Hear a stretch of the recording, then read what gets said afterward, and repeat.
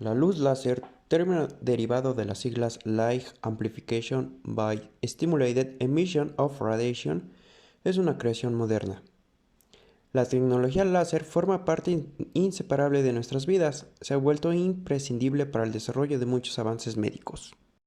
Su creación fueron importantes los estudios realizados por Max Planck, quien en 1900 introduce el concepto de fotón o paquete de energía luminosa, de Niels Bohr, quien en 1913 fundamenta la emisión espontánea de energía o la absorción espontánea, y de Albert Einstein, quien en 1917 anuncia la existencia de otro tipo de emisión fotónica, denominada emisión inducida o estimulada. Las teorías de estos científicos y la nueva mecánica cuántica crearon las bases del efecto láser. No fue posible hasta 1960 que se reunieran las condiciones objetivas para que surgiera la luz láser. Este agente físico nació de la mano de Theodor Harold Maiman, quien construyó el primer láser. Existen diferentes tipos de láser, como láser gaseoso, el láser helio-neón, láser de dióxido de carbono y láser sólido de diodo. Este es el que vamos a ocupar dentro de fisioterapia. Se consigue por un pequeño componente electrónico denominado diodo. El diodo se compone de dos minerales de distintas características eléctricas, las cuales puestos en contacto dejan pasar una corriente eléctrica en un solo sentido. Cuando el haz toca la piel, se produce una serie de fenómenos de origen biofísico que desencadenan una cascada de reacciones bioquímicas, ya sea de forma directa o indirecta, que deriven en los diferentes efectos biológicos del láser y finalmente en efectos terapéuticos.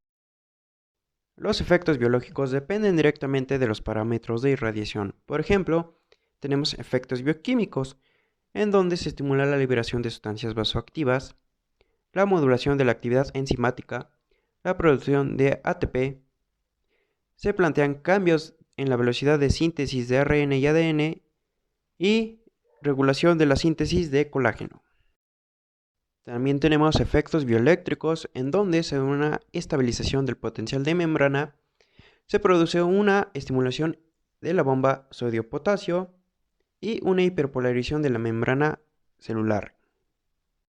En los efectos terapéuticos tenemos la acción trófica y regeneración hística, en donde se va a dar un aumento en la circulación periférica, va a haber una activación fagocitaria, una activación en la función mitocondrial, va a haber producción de ADN y se va a activar la síntesis de ARN, además de la modulación de la actividad enzimática y una mayor calidad del proceso de cicatrización.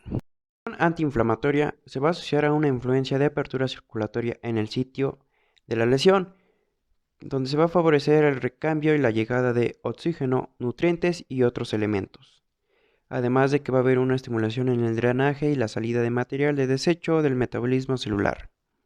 En la acción analgésica se plantea una estimulación por vía reflexógena de la formación de péptidos endógenos y acción sobre los receptores opiáceos del asta anterior de la médula espinal. Además se regula la información sensitiva por inhibición de liberación de sustancia P. Tenemos, según su estructura o tejido donde se va a dirigir la irradiación, por ejemplo la aplicación local, que es directamente sobre la lesión. La aplicación regional, donde se trata la lesión dentro de una región pero no directamente sobre esta. Aplicación general, donde se abordan vías reflexógenas que tienen una repercusión sistémica. Aplicación intracavitaria, que se refiere a aplicaciones en las cavidades vasculares, digestivas y respiratorias. Según cómo se hará la intervención, tenemos la aplicación puntual, en donde se establece una dosis en cada depósito puntual. Se hace un recorrido de punto a punto de la estructura o zona lesionada y la distancia entre un punto y el otro no debe ser mayor a los 2 centímetros.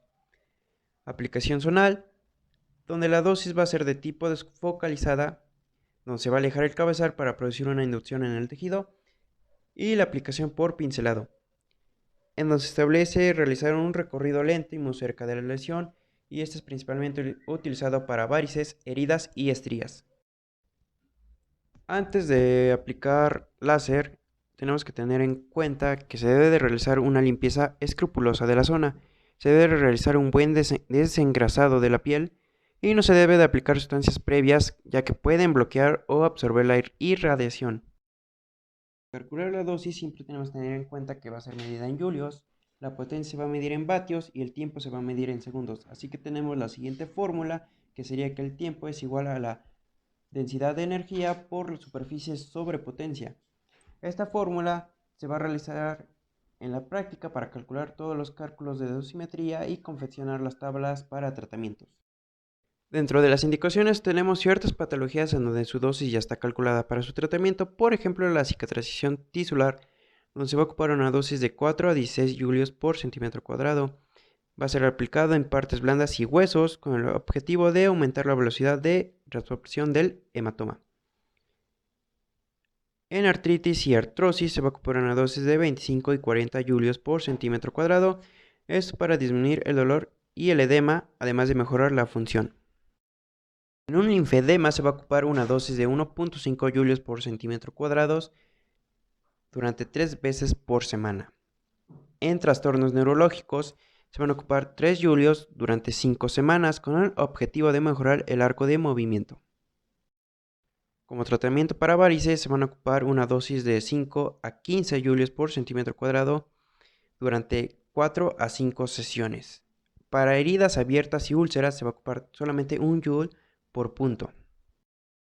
La aplicación de láser va a estar contraindicada para hematomas recientes, presencia de marcapasos, procesos agudos infecciosos, presencia de procesos neoplásicos, cardiopatías en etapas de descomposición, hipertiroidismo, mujeres embarazadas, personas con epilepsia y en antecedentes de fotosensibilidad.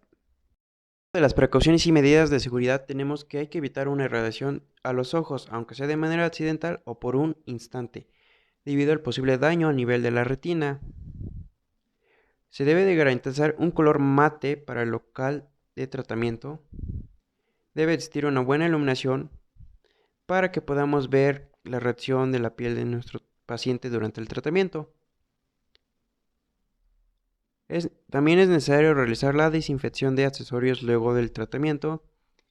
Hay que mantener el equipo conectado a tierra para evitar accidentes eléctricos y se puede señalizar los locales donde se aplica la radiación.